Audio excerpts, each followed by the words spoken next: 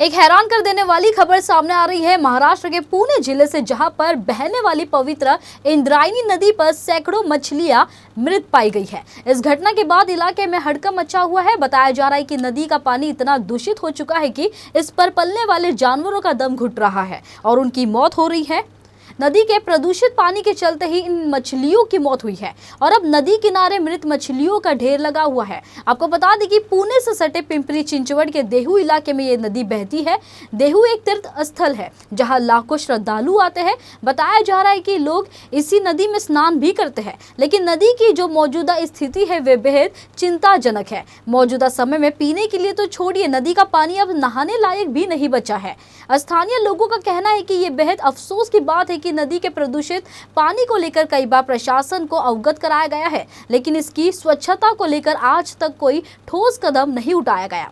कुछ दिनों बाद इसी इलाके से संत तुकाराम महाराज की पालकी निकलने वाली है, जिसमें लाखों की संख्या में श्रद्धालु शामिल होंगे। सभी श्रद्धालु इंद्रायणी नदी में ही स्नान करते हैं और ऐसे में जो नदी की स्थिति है उसको लेकर लोगों में डर है। आपको बता दें कि ये पहला मौका नहीं है जब इंद्रायणी नदी में मछलियां मृत पाई गई है। इससे पहले भी इस तरह की घटनाएं हो चुकी है।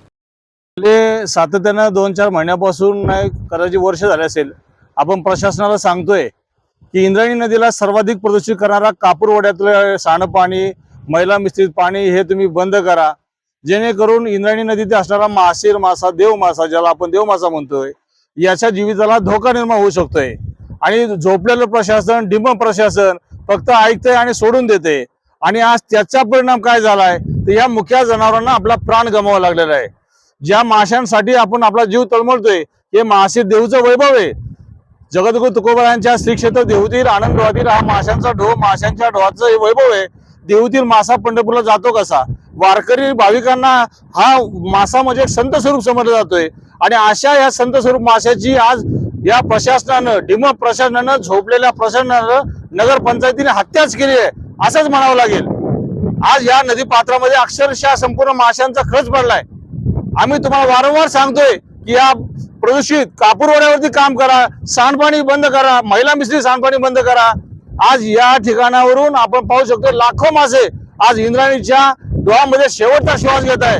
आज 10 ते 15,000 मासे आज या ठिकाणी मेलेले आहेत। भविष्यामध्ये 2-3 दिवसामध्ये लाखोंचा आकडा पार करू। आणि अजूनही प्रशासन फक्त कागदोपत्री पडते का? एसी केबिन मध्ये बसून काम करणार नाही, ताबडतोब नदी पात्रामध्ये या आणि काय करता येईल ते पहा। कापूरवाड्यातील सांडपाणी बंद होणार आहे की नाही? आणि हे प्रदूषण नियंत्रण मंडळ एक निव्वळ बोगस कारभार आहे। वारंवार गेल्या 2 वेळा सुद्धा 8,000 आपण त्यांना जागा केलं होतं, पण प्रदूषण नियंत्रण मंडळाचं कोणत्याही प्रकारचं या नदीवरती काम नाहीये।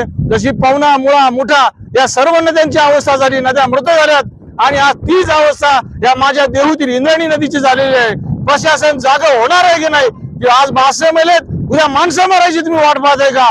कधी जागे होणार? जागे व्हा आणि हे नदीचं जलप्रदूषण ताबडतोब थांबवा। रामकृष्ण हरी।